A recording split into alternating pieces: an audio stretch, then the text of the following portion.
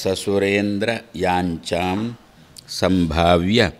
ಸಂಭಾವ್ಯತಮಾಂ ತ್ರಿಲೋಕ್ಯಾಂ ಪ್ರಾಣೇಶ್ವರಃ ಪ್ರಾಣಿಗಣಪ್ರಣೇತ ಗುರುಃ ಸತಾಂ ಕೇಸರಿಣಃ ಗೃಹೇ ಅಭೂತು.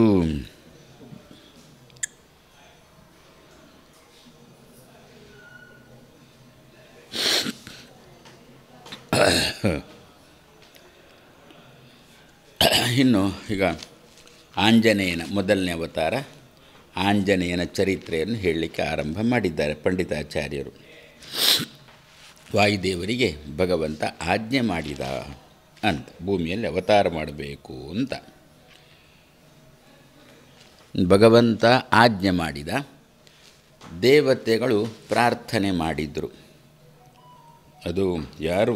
ಇಂದ್ರಾದಿ ದೇವತೆಗಳೇ ಪ್ರಾರ್ಥನೆ ಮಾಡಿದ್ದಾರೆ, ಭೂಮಿಯಲ್ಲಿ ಅವತಾರ ಮಾಡಬೇಕು. ರಾವಣಾದಿಗಳು ಬಹಳ ದರ್ಪದಲ್ಲಿ ಇದ್ದಾರೆ, ತುಂಬ ತೊಂದರೆ ಮಾಡ್ತಾ ಇದ್ದಾರೆ. ಅದಕ್ಕೋಸ್ಕರ ಭೂಮಿಯಲ್ಲಿ ನೀವೇ ಅವತಾರ ಮಾಡಬೇಕು, ಬೇರೆ ಯಾರಿಂದಲೂ ಸಾಧ್ಯ ಇಲ್ಲ ಅಂತ ಇಷ್ಟು ಪ್ರಾರ್ಥನೆ, ಭಗವಂತನ ಆಜ್ಞೆ, ದೇವತೆಗಳ ಪ್ರಾರ್ಥನೆ ಎರಡೂ ಒಟ್ಟು ಸೇರಿತು. ಸುಮ್ಮನೆ ಸಾಮಾನ್ಯವಾಗಿ ಹೀಗೆ ನೋಡೋದು ಅಂತಾದರೆ ಏನುದು, ದೇವರು ಆಜ್ಞೆ ಮಾಡಿದ್ದಾನೆ, ದೇವತೆಗಳು ಪ್ರಾರ್ಥನೆ ಮಾಡಿದ್ದಾರೆ, ಯೋಗ್ಯನ ಇದು ಆಜ್ಞೆ ಮತ್ತು ಪ್ರಾರ್ಥನೆ? ಯಾಕೆಂದರೆ ಸುಮ್ಮನೆ ಇದ್ದಾನೆ ಅಂಥೇಳಿ ಆಜ್ಞೆ ಮಾಡಿದ್ದು, ಅಥವಾ ನಿಜವಾಗಿಯೂ ಕೂಡ ಭೂಮಿಯಲ್ಲಿ ಸಮಸ್ಯೆ ಇದ್ದು ಹೋಗಬೇಕು ನೀನು ಅಂತ ಆಜ್ಞೆ ಮಾಡಿದ್ದು ಭಗವಂತ ಅಂತ ಲೌಕಿಕವಾಗಿ ವಾಯುದೇವರು 10 ಕಡೆ ವಿಚಾರಿಸಿದ್ರಂತೆ. ಕೆಳಗಿನ ಲೋಕ, ಈ ಭೂಲೋಕ, ಮೇಲಿನ ಲೋಕ ಅಂಥೇಳಿ ಎಲ್ಲ ಲೋಕಗಳಲ್ಲಿಯೂ ಕೂಡ ವಿಚಾರಿಸಿದರು. ಹೀಗೀಗ ಆಜ್ಞೆ ಆಗಿದೆ, ದೇವತೆಗಳು ಪ್ರಾರ್ಥನೆ ಮಾಡಿದ್ದಾರೆ, ಏನು ಅಂತ ಹೋಗುವ ಪ್ರಸಂಗ ಏನಾದರೂ ಉಂಟ ಅಂತ ನೂರಾರು ಜನರ ಹತ್ರ ವಿಚಾರಿಸಿದಾಗ ಎಲ್ಲರೂ ಕೂಡ ಇಲ್ಲ, ಹೋಗಲೇಬೇಕು, ದೇವರ ಆಜ್ಞೆ ಸರಿ ಇದೆ, ದೇವತೆಗಳ ಪ್ರಾರ್ಥನೆಯೂ ಸರಿ ಇದೆ. ದೇವತೆಗಳಿಗೆ ತೊಂದರೆ ಆಗಿದೆ ರಾವಣನಿಂದ. ಆ ದೇವತೆಗಳಿಗೆ ತೊಂದರೆ ಆದದ್ದರಿಂದಲೇ ಭಗವಂತನು ಕೂಡ ತಾನು ಸ್ವಲ್ಪ ತೊಂದರೆಗೊಳಗಾದವನಂತೆ ತಾನು ತೋರಿಸಿಕೊಟ್ಟಿದ್ದಾನೆ. ಆದ್ದರಿಂದ ಇದು ಯಾರತ್ರ ಹೋಗಿ ಕೇಳಿದ್ರೂ ಕೂಡ ಎಲ್ಲರೂ ಅನ್ನೋದು ಸರಿ ಇದೆ. ಆಜ್ಞೆ ಭಗವಂತ ಅಪ್ಪಣೆ ಮಾಡಿದ್ದು ಯೋಗ್ಯ ಇದೆ, ಕಾಲದಲ್ಲೇ ಅಪ್ಪಣೆ ಮಾಡಿದ್ದಾನೆ ಭಗವಂತ. ದೇವತೆಗಳ ಪ್ರಾರ್ಥನೆಯೂ ಸರಿ ಇದೆ. ಆದ್ದರಿಂದ ತ್ರಿಲೋಕ್ಯಾಂ ಸಂಭಾವ್ಯತಮಾಂ, ಹೋಗದಿದ್ದರೂ ಅಡ್ಡಿ ಇಲ್ಲ ಅಂತ ಹೀಗಿಲ್ಲ, ಸರಿ ಹೋಗಿ ಅಂತಲೂ ಅಲ್ಲ, ಹೋಗಲೇಬೇಕು ಅಂತ ಅದನ್ನು ಅಪ್ಪಣೆ ಮಾಡಿದ್ದು ಸರಿಯೇ ಇದೆ ಅಂತ. ಅಪ್ಪಣೆ ಬೇಕಿರಲಿಲ್ಲ, ಅದು ಕಾಲ ನಡೀತದೆ ಅಂತ ಹಾಗಲ್ಲ, ಸರಿ ಅಪ್ಪಣೆ ಮಾಡಿದ್ರೆ ಹೋಗಿ ಅಂತಲೂ ಅಲ್ಲ, ಅಪ್ಪಣೆ ಈ ಸಮಯದಲ್ಲಿ ಮಾಡಲೇಬೇಕಿತ್ತು.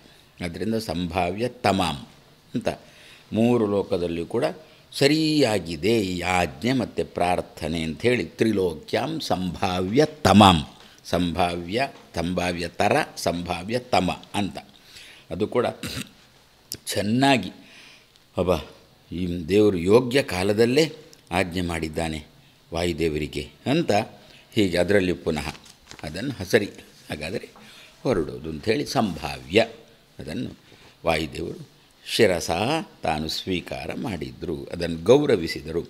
ದೇವತೆಗಳ ಪ್ರಾರ್ಥನೆಗೂ ಬೆಲೆ ಕೊಟ್ಟರು, ಭಗವಂತನ ಆಜ್ಞೆಯನ್ನು ಕೂಡ ಶಿರಸ ಧಾರಣೆ ಮಾಡಿದರು. ಧಾರಣೆ ಮಾಡಿ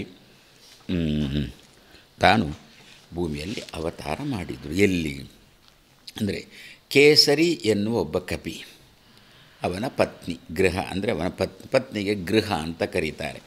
ಯಾಕೆ ಬಂದ ಅತಿಥಿಗಳನ್ನು ಆದರ ಮಾಡುವ ಜವಾಬ್ದಾರಿ ಇರೋಣದ್ರಿಂದ ಗೃಹ್ಣಾತಿ ಇತಿ ಗೃಹ. ಅದರಿಂದ ಕೇಸರಿನತಕ್ಕಂತಹ ಕಪಿಯ ಪತ್ನಿಯಲ್ಲಿ ವಾಯುದೇವರು ಅವತರಿಸಿದರು. ವಾಯುದೇವರಿಗೇನೇ ಆಜ್ಞೆ ಮಾಡಬೇಕಿತ್ತು, ಯಾಕೆ ಬೇರೆ ಯಾರಾದರೂ ದೇವತೆಗಳಿಗೆ ಆಜ್ಞೆ ಮಾಡಿದ್ದು ಸರಿ ಇದೆ, ಕಾಲ ಸರಿಯಾದ ಕಾಲವೇ. ಆದರೆ ವ್ಯಕ್ತಿ ಇವರೇ ಆಗಬೇಕು ಅಂತ ಏನು, ಬೇರೆ ಆಗಬಾರ್ದ ಅಂತಂದರೆ ಅದಕ್ಕೆ ಪ್ರಾಣಿಗಣ ಪ್ರಣೇತ ಅಂತಂದರು. ಎಲ್ಲ ಯಾರಿಂದೆಲ್ಲ ಉಪಟಳಾಗಿದೋ ದೇವತೆಗಳಿಗೆ ಅಂಥವರನ್ನೂ ಕೂಡ ನಿಗ್ರಹ ಮಾಡುವ ತಾಕತ್ತುಳ್ಳವರು ವಾಯುದೇವರು. ಅದಕ್ಕೆ ಪ್ರಾಣಿ ಗಣ ಪ್ರಣೇತ. ಪ್ರಣೇತ ಅಂದರೆ ನಿಯಮನ ಮಾಡುವವರು, ಗಣ ಅಂದರೆ ಗುಂಪು, ಪ್ರಾಣಿ ಅಂದರೆ ಸಮಸ್ತ ಜೀವರಾಶಿಗಳು ಅಂತ ಅರ್ಥ. ಈಗ ರಾವಣಾದಿಗಳಿಂದ ಉಪಟಳಕ್ಕೆ ಒಳಗಾದದ್ದು ದೇವತೆಗಳು, ಸಜ್ಜನರು. ಅಂತಹ ರಾವಣಾದಿಗಳನ್ನು ನಿಗ್ರಹ ಮಾಡಬೇಕಾದರೆ ವಾಯುದೇವರೇ ಆಗಬೇಕು. ಅದಕ್ಕೋಸ್ಕರ ಪ್ರಾಣಿಗಣ ಪ್ರಣೇತ ಪ್ರಾಣೇಶ್ವರ ಯಾರು ಹಾಗೆ ನಾಸಿಕ್ಯ ವಾಯು ಅಂತ ಒಬ್ಬ ಇದ್ದಾನೆ, ಅವನು ಕೂಡ ಶ್ವಾಸೋಚ್ಛ್ವಾಸಕ್ಕೆ ಕಾರಣನಾದವ. ಬೇರೆ 49 ಮರುತ್ತುಗಳು ಅಂತ ಬೇರೆ ಇದ್ದಾರೆ, ಅದಕ್ಕೆ ಅವರೆಲ್ಲ ಮರುತ್ತುಗಳಿಗೂ ಕೂಡ ಒಡೆಯನಾಗಿರತಕ್ಕಂಥವನು ಈ ಮುಖ್ಯ ಪ್ರಾಣ. ಆದ್ದರಿಂದ ಅಂಥ ಮುಖ್ಯ ಪ್ರಾಣ ತಾನು ಅವತಾರ ಮಾಡಲಿಕ್ಕೆ ಒಪ್ಪಿದ. ಭೂಮಿಯಲ್ಲಿ ಸಜ್ಜನರು ಕೂಡ ಅವನನ್ನು ಗ್ರಹಣ ಮಾಡಿದರೆ ಆಗ್ಬೋದು, ವಾಯುದೇವರು ಆಗ್ಬೋದು ಅಂತೇಳಿ. ಸತಾಂ ಗುರು ಅಂದರೆ ಸಜ್ಜನರು, ದೇವರು ಯೋಗ್ಯ ವ್ಯಕ್ತಿಯನ್ನೇ ಕಳಿಸಿಕೊಟ್ಟಿದ್ದಾರೆ ಅಂಥೇಳಿ ಸಜ್ಜನರಿಗೆ ವಾಯುದೇವರು ಅವತಾರ ಮಾಡ್ತಾರೆ ಅಂತ ಗೊತ್ತಾದ ಕೂಡಲೇ ಸಜ್ಜನರು ಸ್ವೀಕಾರ ಮಾಡಿದರು. ಅದನ್ನು ಆ ವಿಷಯವನ್ನು ಆ ಮಾತನ್ನು ಸಜ್ಜನರು ಸ್ವೀಕಾರ. ಆದ್ದರಿಂದ ಸತಾಂ ಗುರು, ಸಜ್ಜನರಿಂದ ಗ್ರಹಿಸಲ್ಪಡುವವ. ಯಾವುದೇ ರೂಪದಲ್ಲಿ ಅವತಾರ ಮಾಡಲಿ ಸಜ್ಜನರು ಸ್ವೀಕಾರ ಮಾಡ್ತಾರೆ. ದೇವರ ಅಪ್ಪಣೆಯಾಗಿ ಬಂದವ ಅಂತ ಹೇಳಿಕೊಂಡು ಸಜ್ಜನರು ಸ್ವೀಕಾರ ಮಾಡ್ತಾರೆ. ಹೀಗೆ ಸತಾಂ ಗುರು ಕೇಸರಿ ಅನ್ನತಕ್ಕಂಥ ಕಪಿಯ ಪತ್ನಿಯಲ್ಲಿ ಅಭೂತು ಅವತರಿಸಿದರು ಅಂತ. ಕೇಸರಿ ಅನ್ನತಕ್ಕಂತಹ ಕಪಿಯಲ್ಲೇ ಯಾಕೆ ಅಲ್ಲಿ ಅವತರಿಸಿದರು ಅಂತಂದರೆ, ಋಷಿಗಳೆಲ್ಲ, ಭರದ್ವಾಜಾದಿ ಋಷಿಗಳೆಲ್ಲ ಕೇಸರಿ ಅನ್ನತಕ್ಕಂತಹ ಕಪಿಗೆ ಅನುಗ್ರಹ ಮಾಡಿದ್ರಂತೆ. ಒಂದು ಆನೆ ಎಲ್ಲ ತೀರ್ಥಗಳನ್ನು ಕೂಡ ಕಲುಷಿತಗೊಳಿಸ್ತಿತ್ತು. ಋಷಿಗಳಿಗೆ ತೀರ್ಥ ಸ್ನಾನಕ್ಕೆ ತೊಂದರೆ ಆಗುತ್ತಿತ್ತು. ಆವಾಗ ಈ ಕೇಸರಿ ಅನ್ನತಕ್ಕಂಥ ಕಪಿ ಆ ಆನೆಯನ್ನು ಸಂಹಾರ ಮಾಡಿ ಋಷಿಗಳಿಗೆ ಎಲ್ಲ ತೀರ್ಥ ಸ್ನಾನಕ್ಕೆ ಅನುಕೂಲ ಮಾಡಿ ಕೊಟ್ಟ. ಆದ್ದರಿಂದ ಋಷಿಗಳೆಲ್ಲ ಕೇಸರಿಗೆ ಅಂದರೆ ನಿನಗೊಂದು ಒಳ್ಳೆಯ ಮಗ ಹುಡ್ತಾನೆ ಅಂತ ಅನುಗ್ರಹ ಮಾಡಿದ್ರಂತೆ. ಆ ಅನುಗ್ರಹದ ಮಾತಿನಂತೆ ವಾಯುದೇವರು ಕೇಸರಿ ಎನ್ನತಕ್ಕಂಥ ಕಪಿಯ ಪತ್ನಿಯಲ್ಲಿ ತಾನು ಅವತಾರ ಮಾಡಿದರು. ನಾರಾಯಣ.